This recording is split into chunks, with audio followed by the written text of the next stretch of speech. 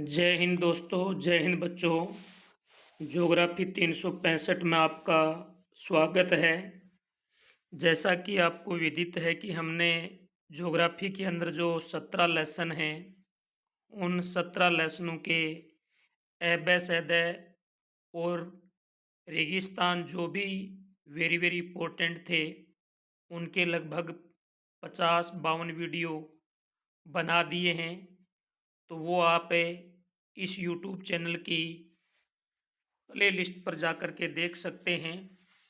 उसके बाद काफ़ी बच्चों की डिमांड आ रही थी कि सर भूगोल का रिकॉर्ड भी तैयार करवाएं। अभी हमने रिकॉर्ड भी नहीं बनाया है। तो आज हम एक टेस्ट सीरीज फिर शुरू कर रहे हैं, जो आपकी भूगोल प्रायोगिक फाइल की होगी। तो आपके भूगोल प्रायोगिक के अंदर माध्यमिक शिक्षा बोर्ड ने बहुत कुछ हटा दिया है। सिर्फ और सिर्फ ये 4 इकाइयाँ रखी हैं, जिसमें पहली इकाई है आंकड़े और आंकड़े के स्रोत और संकलन। दूसरी है आंकड़ों का प्रक्रमण। तीसरी है आंकड़ों का आलेखी निरूपण। और चौथी रही है स्थानिक सूचना प्रौद्योगिकी। अब इनमें हमें किस प्रकार से अपनी फाइलें तैयार कर सकते हैं, तो देखिए, सबसे पहले आपको इंडेक्स बनानी है और इंडेक्स के बाद आपको अध्याय नंबर 1 आंकड़े स्रोत और संकलित शुरू करते हैं हमें। और इसके बाद देखिए, इसका पहला क्वेश्चन है, वो है अपना कि आंकड़े क्या हैं, आंकड़े क्या हैं और आंकड़ों की आवश्यकता क्यों रहती है।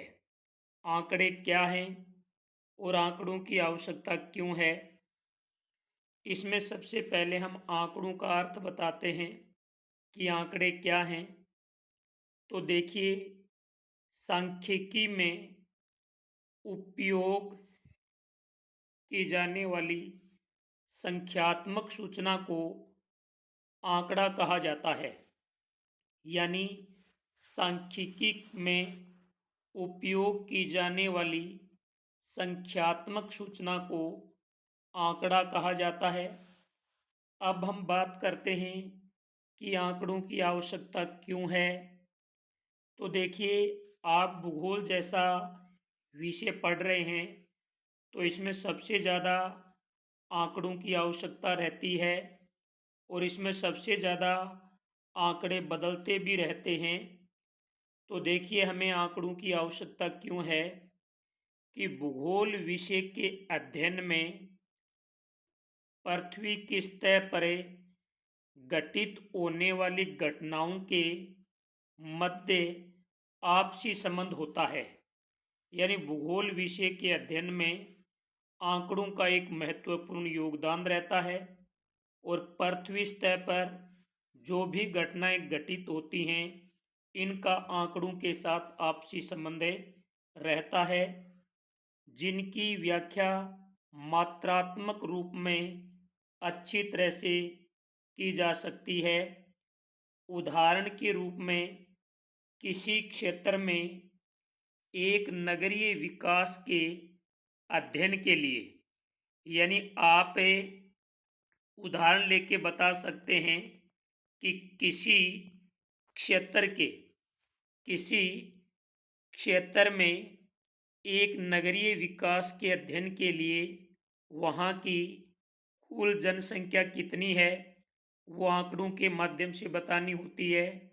वहाँ का कुल क्षेत्रफल कितना है, आंकड़ों के माध्यम से बताना होता है। वहाँ का घनत्व कितना है और वहाँ पर यानी प्रवासियों की संख्या है वो कितनी है, कौन कौन सा व्यवसाय वहाँ के लोग करते हैं, यातायात के क्या क्या साधन हैं, संचार की क्या क्या सुविधाएं हैं। इन सब को हमें एक आंकड़ों के माध्यम से ही प्रस्तुत करते हैं, इसलिए हमें आंकड़ों की आवश्यकता होती है। इस प्रकार आंकड़े ही भूगोलिक विश्लेषण में एक महत्वपूर्ण भूमिका निभा रहे हैं। ये था आपका पहला क्वेश्चन कि आंकड़े क्या हैं और आंकड़ों की आवश्यकता क्यों होती है। अब हम बात करते हैं क्वेश्चन नंबर 2 की। 2 नंबर क्वेश्चन है कि आंकड़ों के प्राथमिक स्रोत किसे कहते हैं। आंकड़ों के प्राथमिक स्रोत किसे कहते हैं और प्राथमिक आंकड़ों के साधनों को समझाइए। यानी आंकड़ों के प्राथमिक स्रोत किसे कहते हैं और प्राथमिक आंकड़ों के साधनों को समझाइए। तो देखिए, सबसे पहले हम बात करते हैं यानी आंकड़ों के प्राथमिक स्रोत किसे कहते हैं। यानी जो आंकड़े पहली बार व्यक्तिगत रूप से, यानी जो आंकड़े पहली बार, ध्यान देंगे, जो आंकड़े पहली बार व्यक्तिगत रूप से यानी ध्यान दें, जो आंकड़े पहली बार व्यक्तिगत रूप से अथवा किसी संस्था के द्वारा, जो आंकड़े पहली बार व्यक्तिगत रूप से या किसी संस्था द्वारा एकत्रित किए जाते हैं, उन्हें आंकड़ों के प्राथमिक स्रोत कहा जाता है। यानी जो भी आंकड़े पहली बार किसी व्यक्ति या किसी संस्था द्वारा एकत्रित किए जाते हैं, संग्रहित किए जाते हैं, उन्हें आंकड़ों के प्राथमिक स्रोत कहा जाता है। अब हम बात करते हैं कि प्राथमिक आंकड़ों के कौन कौन से साधन हैं, प्रकार हैं। तो इसमें सबसे पहला आता है व्यक्तिगत प्रक्षेपण। पहला आता है व्यक्तिगत प्रक्षेपण, यानी संग्रहणकर्ता द्वारा स्वयं क्षेत्र में भ्रमण करके इन तथ्यों की जानकारी प्राप्त की जाती है। व्यक्तिगत प्रेक्षण का मतलब होता है कि जो भी संग्रहण करता है, जो भी व्यक्ति आंकड़े एकत्रित करता है, वह व्यक्ति स्वयं में इन क्षेत्रों में घूम घूम करके यानी आंकड़ों की और तथ्यों की जानकारी प्राप्त करता है। क्षेत्र सर्वेक्षण के द्वारा उच्चावच, वहाँ की मिट्टी, वहाँ की वनस्पति, वहाँ की जनसंख्या, वहाँ की परिवहन व्यवस्था, वहाँ के संचार के साधनों के बारे में सूचना वितरित करता है। ये है व्यक्तिगत प्रक्षेपण। अब 2 नंबर आंकड़ों के जो साधन है वो है साक्षात्कार यानी इंटरव्यू। 2 नंबर है वो है साक्षात्कार। इस विधि में संग्रहणकर्ता और सूचनादाता यानी आंकड़े एकत्रित करने वाला और आंकड़े देने वाला, संग्रहणकर्ता लेने वाला, सूचनादाता देने वाला से व्यक्तिगत संपर्क स्थापित कर बातचीत के द्वारा किसी भी विषय से संबंधित आंकड़े लिए जा सकते हैं।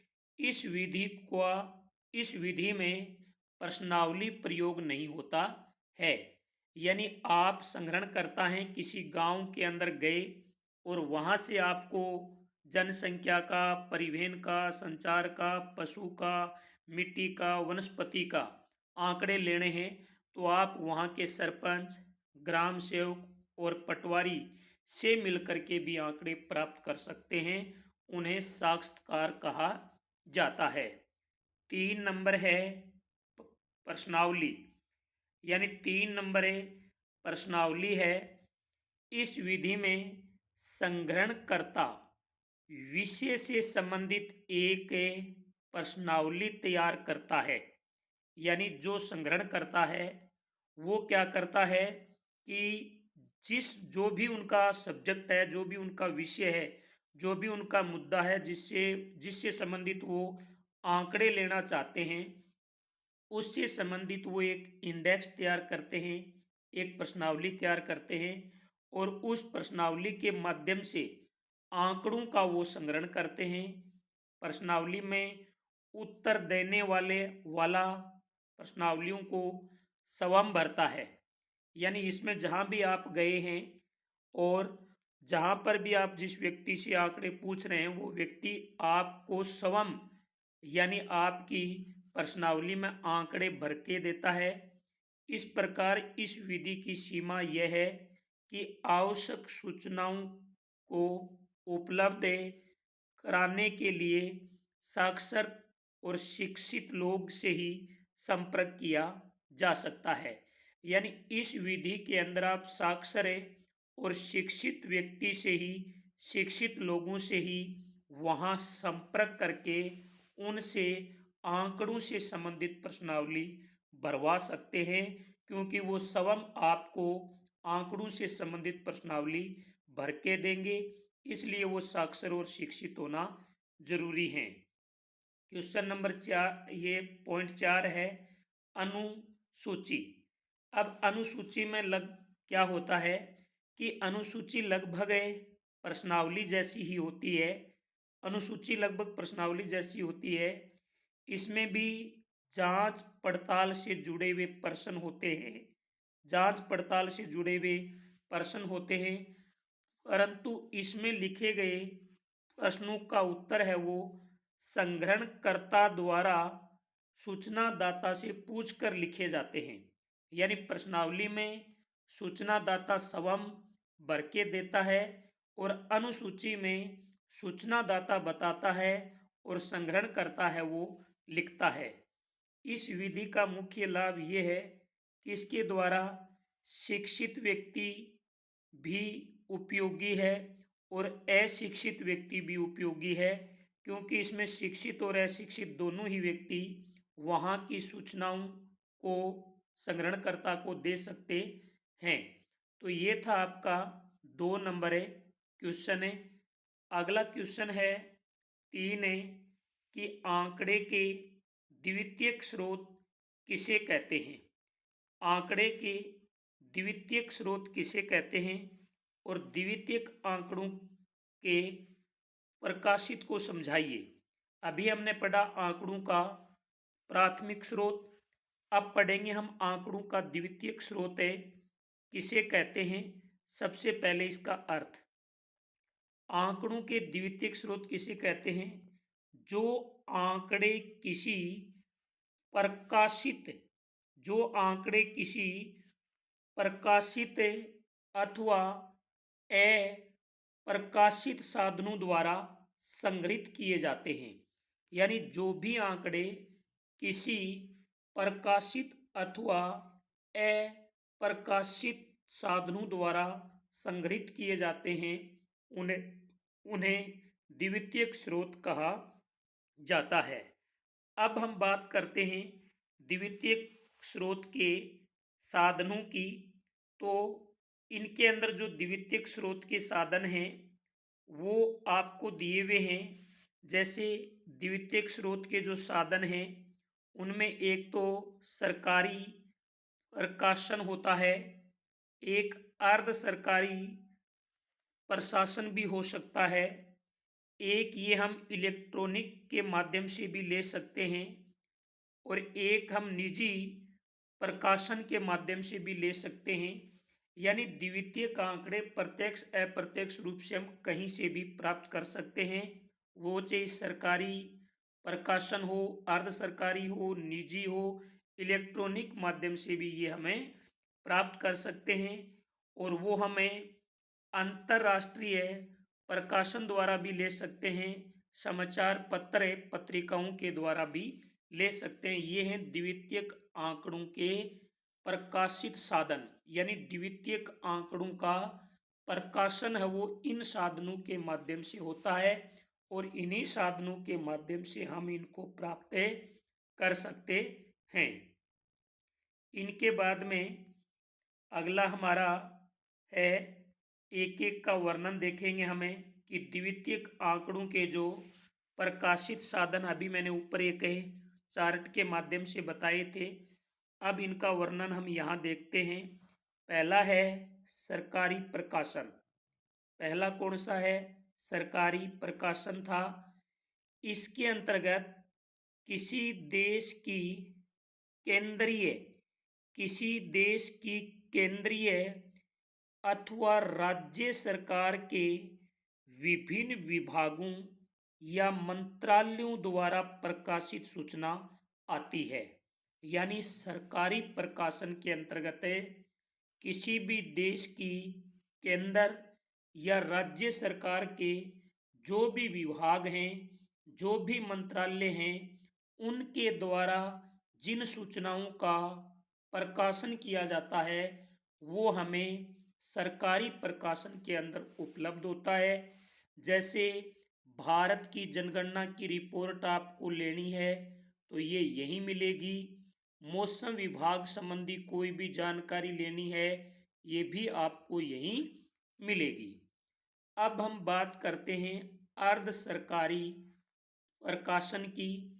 इसके अंतर्गत विभिन्न नगरों और शहरों के नगर निगमों और जिला परिषदों के प्रकाशन की रिपोर्टें आती है। यानी इसके अंतर्गत देश के नगरों, नगर निगमों, जिला परिषदों की जो भी जानकारियां हमें प्राप्त होती हैं वो एक अर्ध सरकारी प्रकाशन के माध्यम से हमें प्राप्त होती हैं। अब हम बात करते हैं अंतर्राष्ट्रीय प्रकाशन की। तो देखिए अंतर्राष्ट्रीय प्रकाशन के अंतर्गत क्या है कि संयुक्त राष्ट्र संघ की विभिन्न एजेंसियों के प्रकाशन और रिपोर्ट हैं वो इसके अंतर्गत आते हैं। संयुक्त राष्ट्र संघ के द्वारा किया जाने वाला जो भी प्रकाशन है वो अंतर्राष्ट्रीय प्रकाशन के अंतर्गत आता है। अब हम बात करते हैं निजी प्रकाशन की। इसके अंतर्गत आप दैनिक समाचार पत्र पत्रिकाएं पढ़ते हैं, वार्षिक पुस्तिकाएं पढ़ते हैं या कोई सर्वेक्षण रिपोर्ट या मैनेजमेंट देखते हैं। ये चार चीज़ें इसके अंतर्गत निजी प्रकाशन के अंतर्गत आती हैं। और पांचवा है समाचार पत्र और पत्रिकाएं। इसके अंतर्गत दैनिक समाचार पत्र पत्रिकाएं, साप्ताहिक, पाक्षिक, मासिक यानी डेली आने वाली पत्रिकाएं हैं, 7 दिनों में एक बार आने वाली है कोई न्यूज, पाक्षिक, मासिक, ये सब इसके अंदर आपको समाचार पत्र पत्रिकाओं के अंदर मिलती हैं। और अगला है इलेक्ट्रॉनिक यानी इंटरनेट के माध्यम से जो भी आंकड़े हमें प्राप्त होते हैं। तो आज इसे पहली इकाई के अंदर जो पहली इकाई है इस इकाई में कुल 10 प्रश्न दिए हुए हैं जिसमें से हमने 3 प्रश्न कर लिए हैं। बाकी के जो 7 प्रश्न रहे हैं वो हमें दूसरे और तीसरी वीडियो के अंदर लेके आएंगे। इस प्रकार से आपके लगभग 12-13 ये वीडियो बनेंगे, उसके अंदर आपकी पूरी ज्योग्राफी की फाइल तैयार हो जाएगी। तो मैं आपसे निवेदन करता हूँ, आपसे अपील करता हूँ कि ये वीडियो आप इतना ज़्यादा शेयर करें कि प्रत्येक ढाणी गांव नगर के अंदर बैठे हुए 12वीं के विद्यार्थी को मिले और वो अपना समय पर रिकॉर्ड तैयार करे। उसका भला होगा तो आपका भला होगा। इसी के साथ जय हिंद, जय भारत।